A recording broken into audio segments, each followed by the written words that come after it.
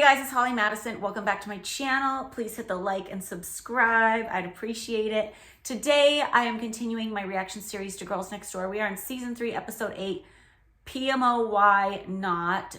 P.M.O.Y. stands for Playmate of the Year, if you don't know. And this is the episode where there are 4 candidates. Well, there's 12 candidates, but 4 candidates really in the running for Playmate of the Year. And at the end of the episode, we find out who gets it. So it starts out with us going to dinner at the Plum restaurant in LA, and there's 4 women who live across the street from us who are candidates for that year's Playmate of the Year. So in this episode, Hef is saying, a special issue just came out. It includes the Playmate review, so the readers are going to be reacting and voting on who they want.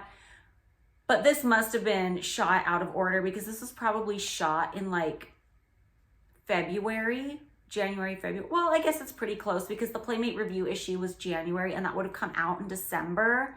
So I guess it's not too far off the mark.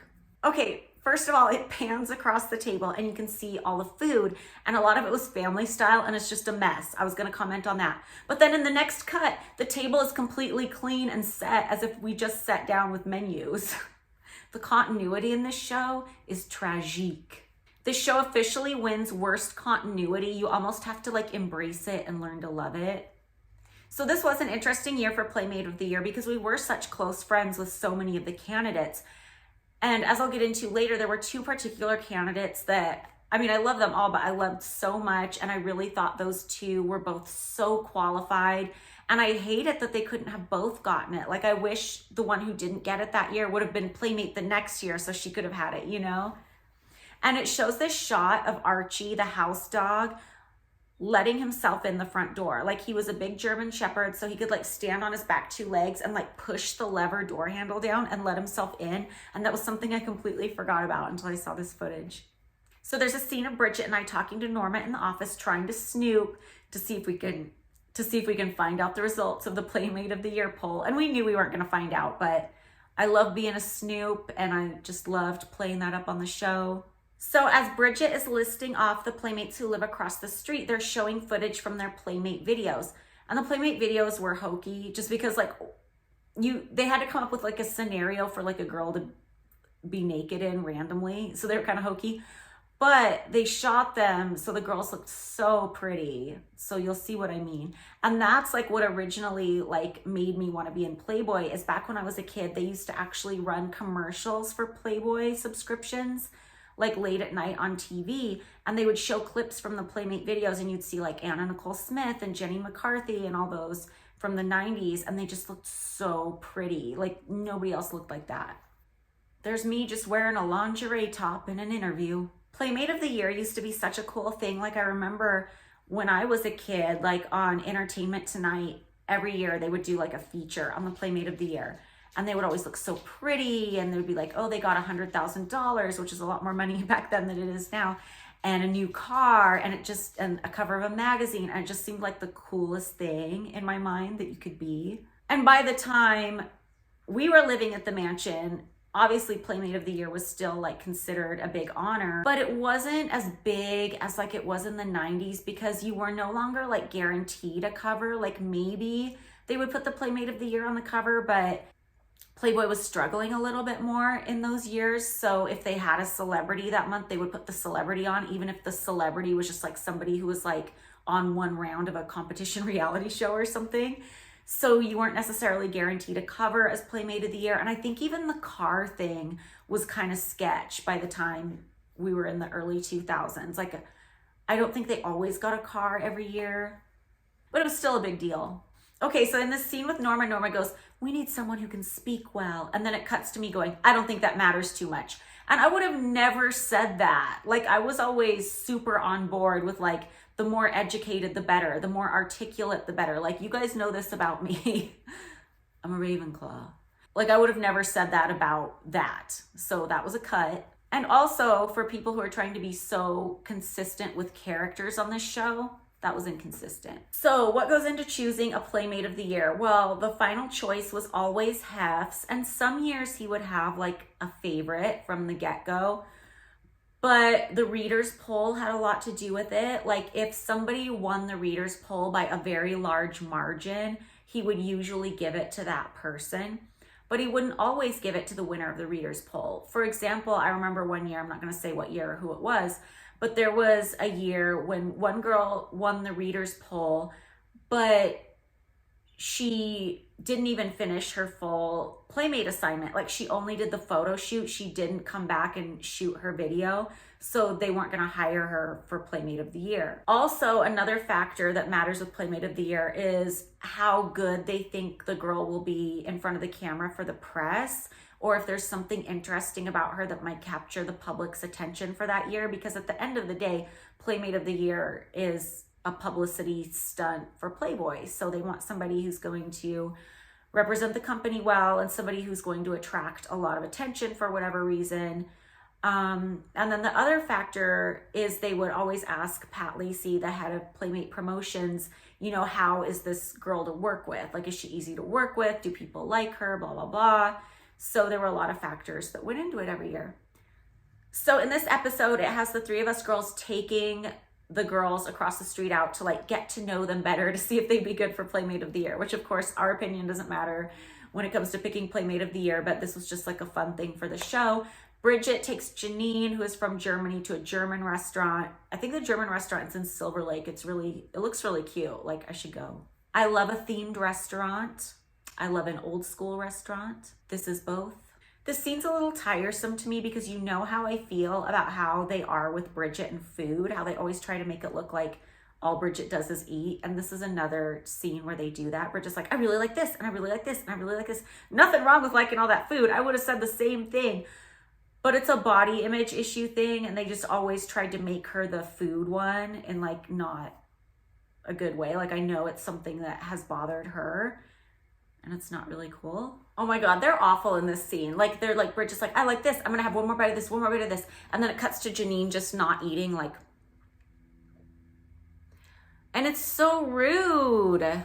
They have these cute little interstitials, like it showed Bridget taking Janine to the German restaurant, and they had a little cartoon of Bridget in her Porsche, and then it's showing me going over to the Playmate house, and it shows me in my golf cart with my dogs. It's really cute. Oh my God, so it has me taking Allison and Sarah to Hooters because we had all worked at Hooters at one point, and those are my two favorites. And I really wish they both could have been Playmate of the Year. Like, I hate it that they were in the same year. I wish like Allison could have been the next year. You know what I mean? Because I think they're both so, I just love them both so much. And when I tell the audience that we worked at Hooters, I go, it's a restaurant, not a topless bar. Because I remember in high school, like, I thought it was a strip club. And I remember one of the kids in my class had gone to Hooters, and he had put like all the he had like menus and things like signed from the Hooters girls in his locker. And I remember being scandalized when I saw that, because I'm like, how did this 17-year-old boy get into a topless bar? Kendra's taking Monica golfing. And it's funny because I remember when all this stuff was happening, like the Playmate that ends up winning. I don't know why I'm acting like it's a spoiler alert, and I'm not saying, like, if you guys are familiar with the show, you know it was Sarah. But when Sarah got it, she got it because she won the readers poll. And I remember Hef was telling me that he was suspicious that Kendra had rigged the readers poll, because this was during the MySpace era. We all had MySpace pages, and there was this kid on MySpace. I'm just laughing talking about this whole era. There was this kid on MySpace named DJ Rex, and he was like this computer guy, and he would help us with our MySpace pages. Like, he would help us, because on MySpace, you didn't just get followers the way people couldn't just follow you like they can on social media now. So it wasn't like this cut and dry popularity contest. People would request to follow you, and then you had to accept the friend request. And it was like slow, like computers back then and the internet and everything was slow. So it was like, click, accept, click, accept, and all the way down the line. And there were a couple women who were like popular on MySpace back then, and I don't know what they were doing to be like accepting all these friends requests. That's crazy. And yes, I know they made bots that would accept the friend requests for you, and I tried those, but those always broke and they didn't really work. So Myspace was weird, but he would help us with different things with our Myspace pages. Like he would make banners for us and things like that. And Hef was like suspicious. Like he thought Kendra asked DJ Rex to like hack into the readers poll. I don't know where he got this idea, but he thought that Kendra asked DJ Rex to hack into the readers poll so Sarah would win. And I'm like, but that doesn't really make any sense, because I think if she was going to do that, she would have made Monica win because she was so close to Monica. And I don't know why he thought that. And I don't think Kendra would ever do that, but that's just so weird. But true story, he thought that. Didn't happen, but it's so weird. Hello, it's Editing Holly. I just wanted to add in the story I told about the Myspace thing, it wasn't that Hef was so shocked that Sarah won. Like, she's always been really popular. Like, even now, she has more Instagram followers than any other Playmate I can think of. So she's always really connected with the public and stuff. So I don't want to make it sound like he was so surprised that she won or anything. I think he was just surprised because the margin was way bigger than what a Playmate usually wins the readers poll by. So then he came up with that Myspace conspiracy, and I don't think he even took it that seriously or really looked into it. It was just something he kind of mentioned offhand to me, but I just thought it was a funny story. So we're walking into Hooters and I'm wearing like my slutty BB businesswoman chic. It's like a button-up silk blouse with one of those giant 2000s belts and like a skirt and socks and high-heeled penny loafers. Bimbo in the boardroom, I like to call it. Oh my gosh, so we get to Hooters and Sarah orders milk. Like, how wholesome is that? She's a vegan now. Disclaimer. I am playing with my hair like a crazy person in this episode. So when I'm talking about working at Hooters, I'm like, it was a million years ago. And they do this really cute cartoon where it's like me working at Hooters, but it's Flintstone style. And just FYI, Kevin, the producer, drew that himself because he loved to draw. He also drew the logo for Holly's World because I'm like a neon sign girl and I look like a Disney princess. And fun fact, like after he drew that, E rejected it and they were like, we don't like this. It looks like a Disney princess. And he said, that's the point. So luckily we got to keep it. It's one thing I loved about Kevin, like his drawings were very cute. So now we're cutting to Crystal Camden shooting for Cybergirl. And finally they changed, hallelujah, they changed her lower third from Hef's former girlfriend to Cybergirl. Praise Jesus. So Crystal is at the studio shooting her Cybergirl and Marilyn Grabowski's there and she's like, hi Mo. And I always laugh because I always forget that everybody called her Mo. Crystal is very cute in her cutaway interviews.